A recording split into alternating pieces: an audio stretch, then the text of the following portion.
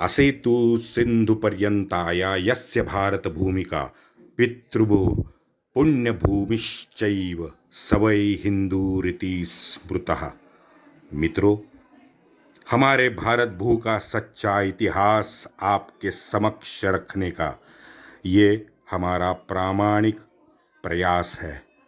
आपकी सहयोग की अपेक्षा है। जय श्री राम। योगेश अनंत काले का सभी सुनने वालों को प्यार भरा नमस्कार।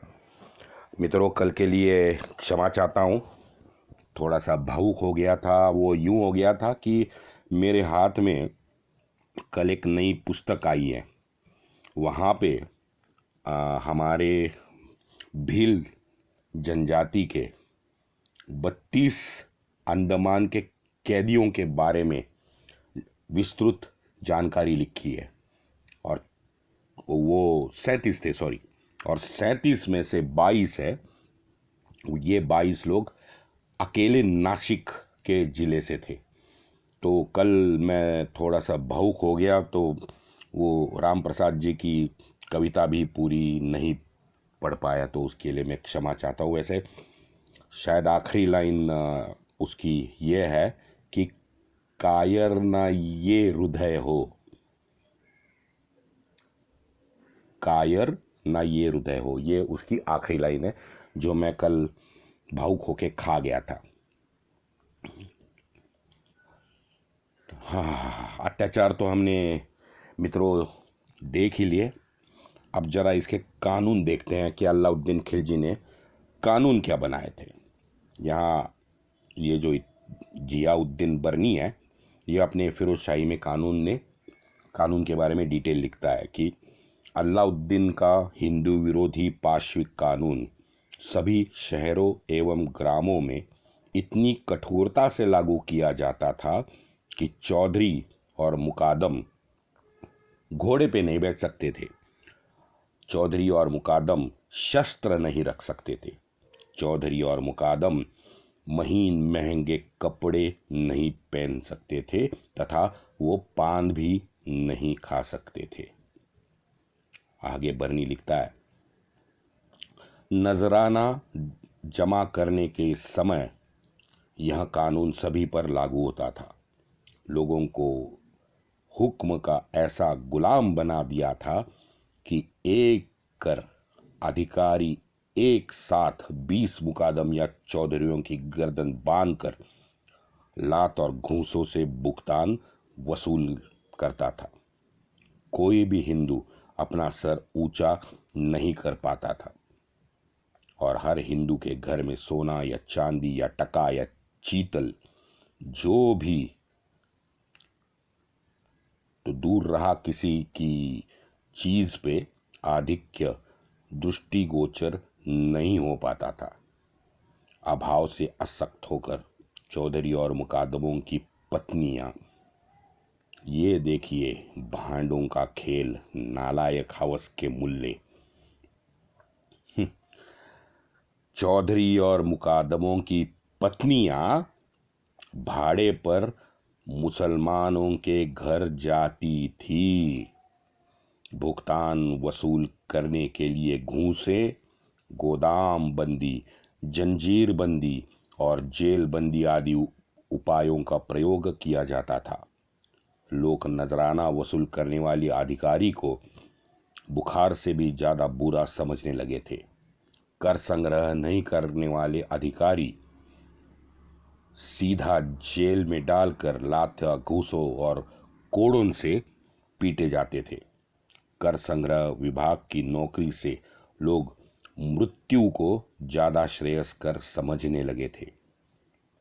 जियाउद्दीन बर्नी एक स्थान पर ये अलाउद्दीन खिलजी और एक अलाउद्दीन का प्यारा काजी था, काजी, तो उनका वार्तालाप कुछ बर्नी लिखता है कि मैं खुद था वहां पे।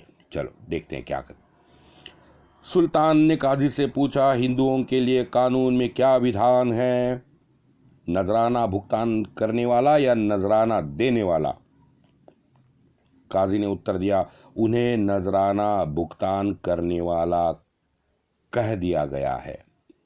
अफसर उनसे चांदी मांगे तो बिना कोई प्रश्न पूछे अत्यंत विनीत होकर बड़े आदर और सम्मान के साथ स्वर्ण देना चाहिए। अगर अधिकारी उनके मुंह में धूल फेंके तो धूल खाने के लिए उसे बिना किसी हिचकिचाहट के अपना पूरा मुंह खोल देना चाहिए। काफिर लोगों के मुंह में गंदगी डालना और उनको खिलाना, मुकादमों को में जो नजराना भुगतान करने वाले हैं,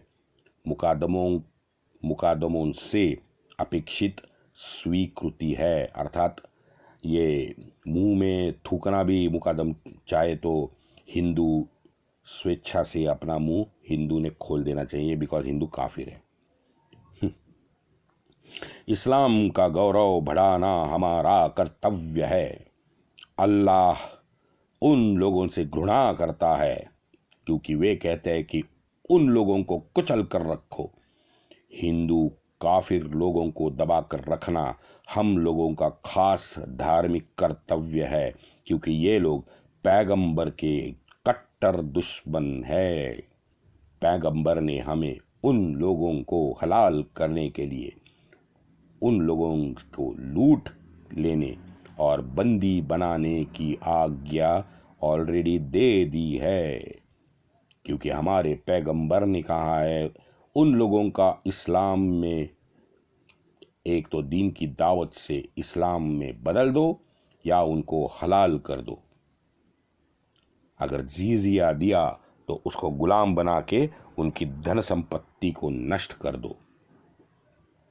उस हनीफ ने, जिनकी विचारधारा हम लोग मानते हैं, काफिर पर जजिया लगाने की स्वीकृति दे दी है। दूसरी विचारधाराओं के उपदेशकों ने सिर्फ एक ही विकल्प माना है, मृत्यु या इस्लाम। सुल्तान ने कहा कि काजी तू तो बड़ा विद्वान है, यह एकदम कानून के अनुसार है कि हिंदू काफिरों को कुचल कर और दबा कर रखना चाहिए। हिंदू काफिर लोग तब तक हुक्म नहीं मानेंगे, समर्पण नहीं करेंगे जब तक उन लोगों को एकदम गरीब न बना दिया जाए। इसलिए मैंने यह आज्ञा प्रसारित कर दी है कि हर वर्ष उन लोगों के पास सिर्फ गुजारे भर के लिए ही अनाज, दूध, दही छोड़ा जाए, जिससे वे लोग कभी भी संपत्ति जमा ही ना कर पाए। वैसे रणथंबोर से लौटने के बाद में सुल्तान प्रजा के साथ बड़ी बुरी तरह से पेश आया और उन्हें अच्छी तरह निचोड़ा। ये बरनी लिखता है। 1297 में मुगलों ने पंजाब पे आक्रमण कर दिया। अलाउद्दीन ने अपनी सेना भेजी, वो जालंधर के निकट फिर एक बार संग्राम हुआ। मुगल वहाँ से भाग गए। इस बीच अलाउद्दीन की सेना ने जाते जाते जालंधर और आसपास के क्षेत्र के हिंदुओं, बौद्ध, इनकी संपत्ति और स्त्रियां दोनों को लूट लिया। मुगलों पर विजय एक बार फिर पाके शैतान अलाउद्दीन खिलजी और खूंखार बन गया।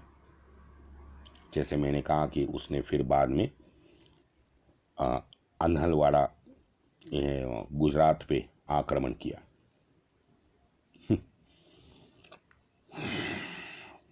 अनहलवाड़ा की रानी कमला देवी लूटमार सहित अलाउद्दीन ने अपने हरम में रखी थी, जहां उसको 2 या 3 पुत्र प्राप्त हुए। पुत्रियों की कोई संख्या बरनी नहीं बताता है। बरनी ये लिखता है कि प्रति वर्ष 3 या 4 पुत्र और अनगिनत पुत्रियां पैदा हरम में होती ही रहती थी। बरनी लिखता है सारा गुजरात आक्रमणियों का शिकार बन गया। बाप रे। अब आप देखो उसके आगे ये बरनी का मैं आज आपको किताब पढ़ा रहा हूं, तो जरा देखते हैं बरनी क्या कहता है।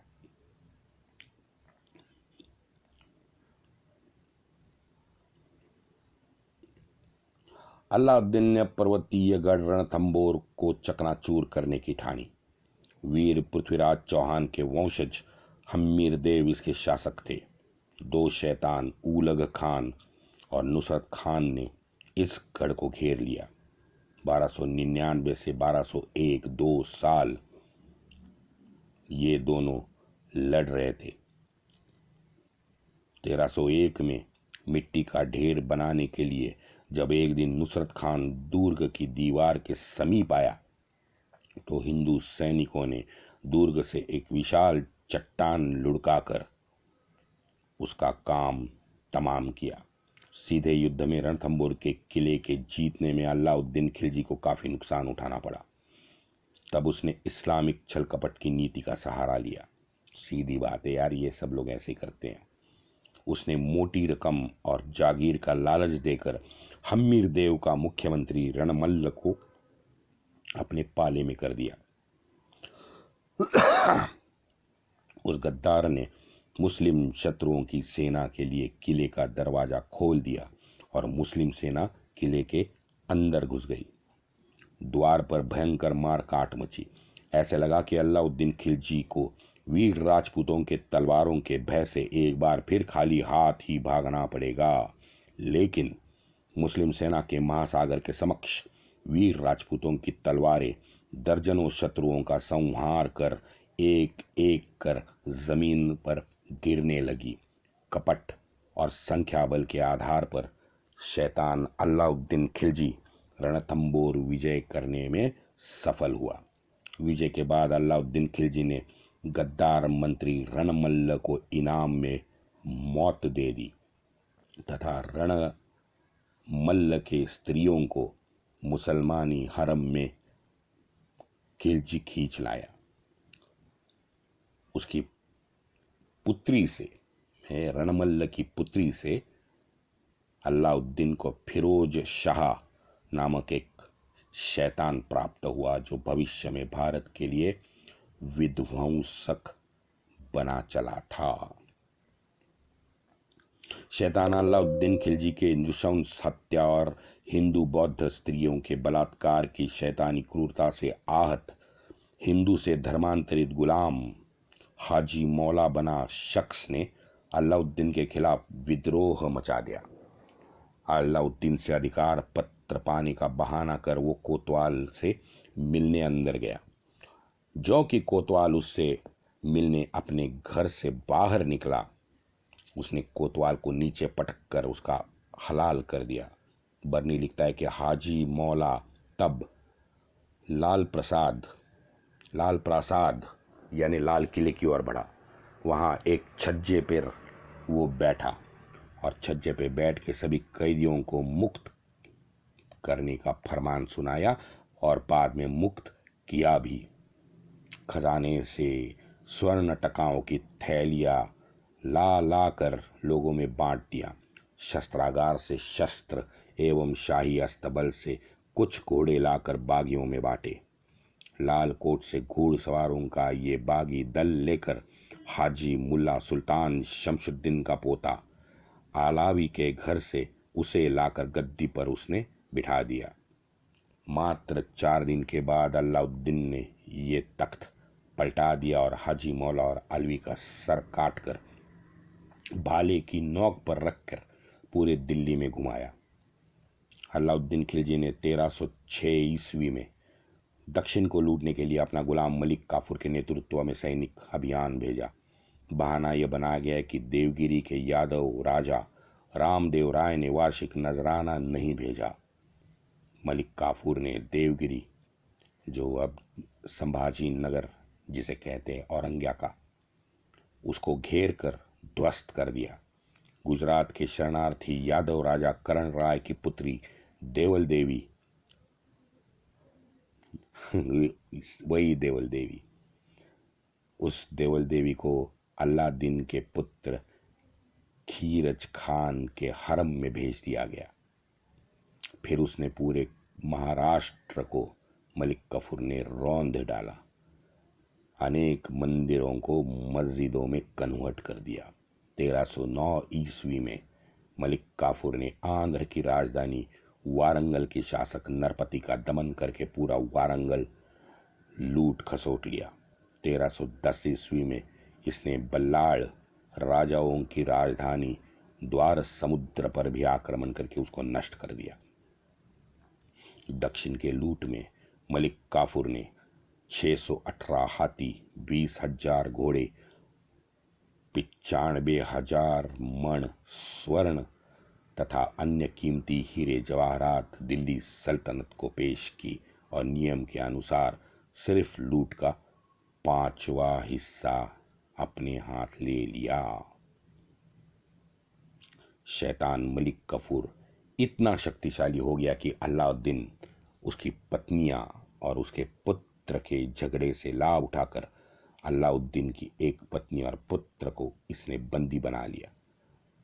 उसके बढ़ते शक्ति से ईर्ष्यालु अन्य दरबारियों को षड्यंत्र कर मलिक ने मौत के घाट उतारा। उधर गुजरात में मुस्लिम सेना नायक ने खुली बगावत कर दी। राणा हमीर देव ने भी चित्तौड़ वापस ले लिया। दक्षिण में राजा रामदेव राय के दामाद हरपाल देव ने देवगिरी पे आक्रमण किया। मुस्लिम दुर्गापति दूम दबा के भाग गए। देवगिरी का सम्मान पुनः लौट आया। इन सब घटनाओं से विचलित होकर शैतानों के शैतान महाशैतान अलाउद्दीन खिलजी 1316 ईस्वी में जहन्नुम में निकल गया और धरती का एक बोझ कम हो गया। अब कहते हैं कि इस खिलजी को जलोदर हो गया था, लेकिन जलोदर के साथ भी कुछ रोग हो गए थे, स्किन डिसीजेस। हवस के मुल्ला को जितने रोग होने चाहिए ना, वो सब अलाउद्दीन को हो गए थे। यह है फिरोज शाही में लिखे कुछ अंश। वंदे मातरम।